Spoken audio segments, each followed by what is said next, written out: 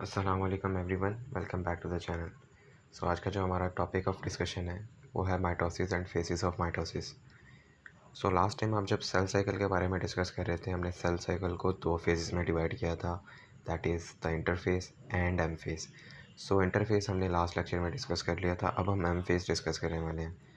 M phase में हमारे पास further दो डिवीजन्स हैं, यानी एम फेज दो में डिवाइडेड है, कैरियोकाइनेसिस एंड साइटोकाइनेसिस।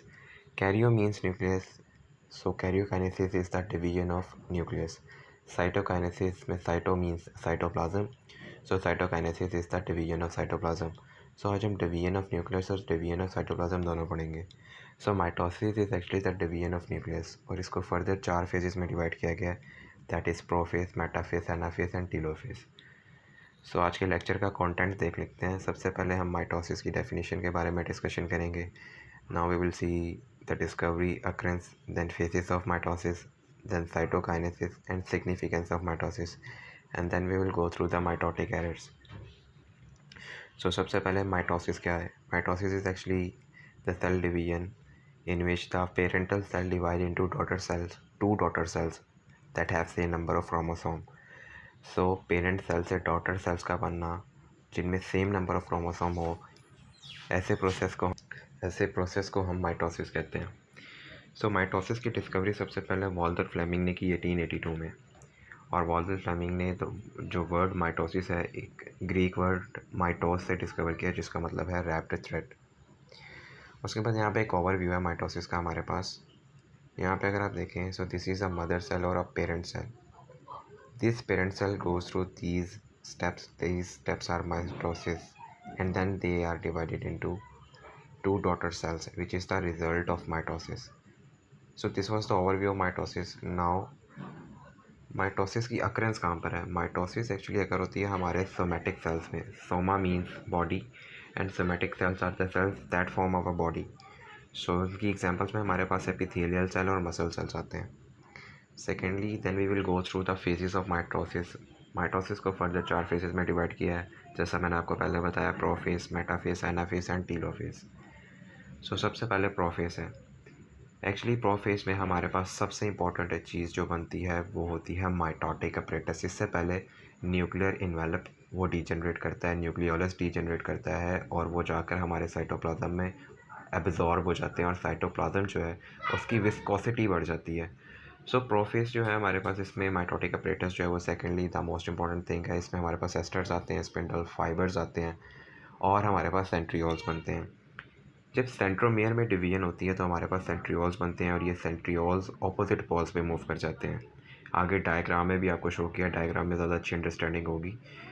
सेंट्रियोल जब अपोजिट साइड पे मूव करते हैं, वहाँ से स्पिंडल्स फाइबर ओरिजिनेट होते हैं, जिनका नाम हमने जो है वो माइक्रोट्यूब्यूल से बने होते हैं, जिसे हम काइनेटिक और माइक्रोट्यूब्यूल स्पिंडल फाइबर्स भी कहते हैं, क्योंकि इन स्पिंडल फाइबर्स ने सेंट्रियोल से निकलकर जाकर सेंट्रोमियर पे अटैच होना होता है क्रोमोसोम पे। सेंट्रोमियर वो पोजीशन होती है जो कि दो सिस्टर क्रोमेटिड्स को आपस में जोड़ के रखती है। जब एक क्रोमोसोम और उसकी डुप्लीकेट कॉपी बन जाती है तो हम उसे सिस्टर क्रोमेटिड्स कहते हैं, और उनको आपस में जोड़ने वाली जो चीज़ होती है वो उनके सेंटर में सेंट्रोमियर होता है। स्पिंडल फाइबर जब सेंट्रियोल से ओरिजिनेट होते हैं, वो जाकर क्रोमोसोम की उस बाइंडिंग पोजीशन पे अटैच होते हैं, जिसको हम सेंट्रोमियर कह रहे हैं। ठीक है। यहाँ पर जो हमारे पास क्रोमोसोम है वो कंडेंस होना शुरू हो जाते हैं, और माइक्रोस्कोप के अंदर हमें क्रोमोसोम्स अब विजिबल नज़र आने लग जाते हैं। ठीक है। और 0.25 नैनोमीटर से 0.50 नैनोमीटर तक क्रोमोसोम का साइज़ होता है, जो कि विजिबल होता है। ठीक है। इंटरफेस तक क्रोमोसोम विजिबल नहीं थे, सिर्फ क्रोमोसोम्स जो थे हमें वो एक थिन थ्रेड लाइक स्ट्रक्चर्स और एक irregularly arrange thread like structure नज़र आ रहे थे, लेकिन अब क्रोमोसोम कंडेंस हो चुके हैं। Here is a pictorial view of prophase. अगर आप यहाँ पर देखें प्रोफेस में, these T shape yellow things, इनको हम सेंट्रियोल्स कह रहे हैं, जो सेंट्रोमियर की डिवीजन के बाद बने, और ये ऑपोजिट पोल्स पे सेल की मूव कर गए हैं। इनसे यहाँ पर ये जो इनकम्प्लीट थ्रेड्स हैं, यानी जो लॉन्ग नहीं है, इन्हें हम एस्टर्स कहते हैं, और ये जो लॉन्ग थ्रेड्स हैं इन्हें हम स्पिंडल फाइबर्स कहते हैं, और ये क्रोमोसोम की सेंट्रोमियर पोजीशन पे आके अटैच हो रहे हैं। यानी अगर ये क्रोमोसोम है हमारे पास, इसकी ये जो सेंट्रल रीजन है यहाँ पर, इसको हम सेंट्रोमियर कहते हैं, और यहाँ पर आके स्पिंडल्स दोनों साइड पे अटैच हो जाते हैं। उसके बाद नेक्स्ट स्टेप हमारे पास आता है मेटाफेस। अगर हम मेटाफेस को देखें सो इसमें जो क्रोमोसोम्स हैं वो सेंटर में अरेंज होते हैं और एक मेटाफेस प्लेट बनाते हैं या एक इक्वेटर बनाते हैं, और मेटाफेस जो है वो एम फेस का 4% है। यहाँ पर अगर आप मेटाफेस को देखें so these are the centrioles. Centriole से ओरिजिनेट हो रहे हैं spindle fibres and they are getting attached to the centromere. ये सेंट्रोमियर के साथ अटैच हो रहे हैं और सेंटर में मेटाफेस प्लेट बना रहे हैं। Next we have anaphase. This is the most critical phase, और एनाफेस में हमारे पास जो थ्रेड लाइक स्ट्रक्चर जिन्हें हम स्पिंडल फाइबर्स कह रहे थे वो शॉर्ट होते हैं, उनमें खिंचाव पैदा होता है और वो अपने रिस्पेक्टिव पोल्स की तरफ खींचे जाते हैं। दरअसल यहाँ पर सेंट्रोमियर में डिवीजन हो रही है। सेंट्रोमियर में डिवीजन की वजह से सिस्टर क्रोमैटिड्स एक दूसरे से अलग हो गए। सारी बात है, जब सेंट्रोमियर ही डिवाइड हो जाएगा तो वही होल्डिंग फोर्स है जो दो सिस्टर क्रोमैटिड्स को आपस में जोड़ के रखे हुए है।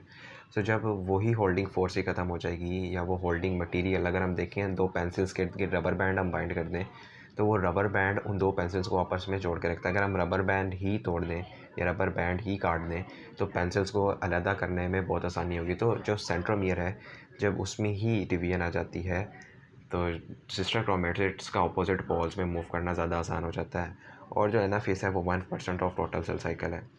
सो यहाँ पे अगर आप देखें ये पिक्चोरियल डायग्राम है, ये सेंट्रियोल्स हैं, यहाँ से स्पिंडल्स निकल रहे हैं। ये स्पिंडल शॉर्ट हो गए, जो सेंटर में मेटाफेस प्लेट बन रही थी उन सेंट्रोमियर के सेंटर में इस तरह डिवीजन हुई और ये रिस्पेक्टिव पोल्स की तरफ मूव कर गए due to the shortage of the spindle fibres. Next phase is the telophase. Telophase is actually the reverse of profess.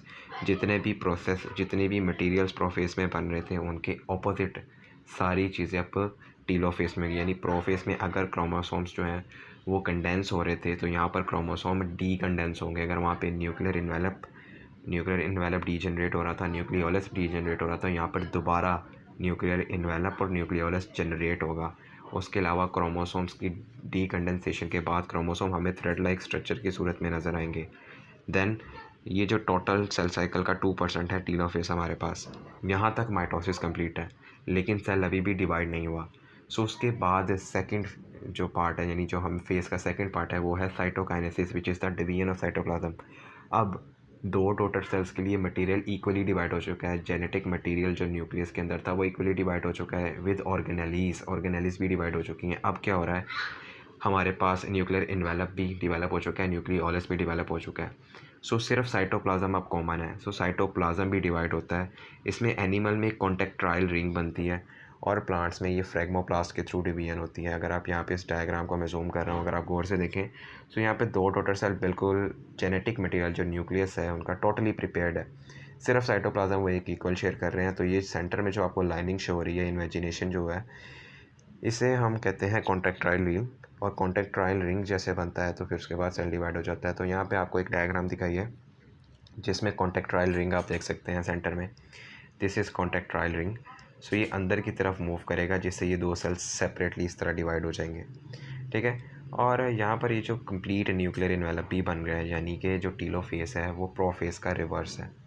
So significance यहाँ पे हम जो सेल है वो टोटली डिवाइड हो गया पेरेंट से टू डॉटर सेल्स में। यहाँ पर एक याद रखने वाली बात यह है कि जो पेरेंटल सेल होता है उसका साइज़ लार्ज होता है as compare to daughter cells. हालांकि इन दोनों के अंदर इक्वल नंबर ऑफ़ डीएनए या जेनेटिक मटेरियल होता है, लेकिन साइज़ जो डॉटर सेल्स है उनका स्मॉल होता है, ठीक है। जब ये daughter cell, small size daughter cell दोबारा सेल साइकिल के प्रोसेस में जाएंगे, खुद डिवाइड होने के लिए जाएंगे, तब इनका साइज़ इंक्रीज़ करेगा, जैसा कि हम इंटरफेस में पढ़ चुके हैं। सो सिग्निफिकेंस ऑफ माइटोसिस ये है कि इसमें नंबर ऑफ क्रोमोसोम कांस्टेंट रहते हैं। वेजिटेटिव प्रोपगेशन यानी प्लांट के पार्ट से जो हम न्यू प्लांट उगाते हैं वो भी माइटोसिस के थ्रू ही ग्रो करता है। उसके अलावा ग्रोथ एंड डेवलपमेंट जो हमारे अंदर हो रही है, यानी हमारी बोन्स की ग्रोथ या कोई वाउंड हमारी बॉडी पे आ जाता है उस वाउंड की हीलिंग, ये सारे प्रोसेसेस माइटोसिस के थ्रू हो रहे हैं। इसकी डिफरेंट टेक्निक्स में भी माइटोसिस यूज़ होती है। सो माइटोटिक एरर्स जो हैं माइटोसिस की प्रोसेस में जो एरर्स आते हैं हमारे पास, first of all cancer. It is an uncontrolled division of cell. जब अनकंट्रोल्ड डिवीजन ऑफ सेल होती है, हमें पता है सेल की डिवीजन में माइटोसिस बहुत इंपॉर्टेंट है, इसमें नंबर ऑफ सेल इंक्रीज़ करते हैं। So number of cell uncontrolled अगर इंक्रीज़ करते हैं तो वो ट्यूमर्स बना देते हैं, ठीक है।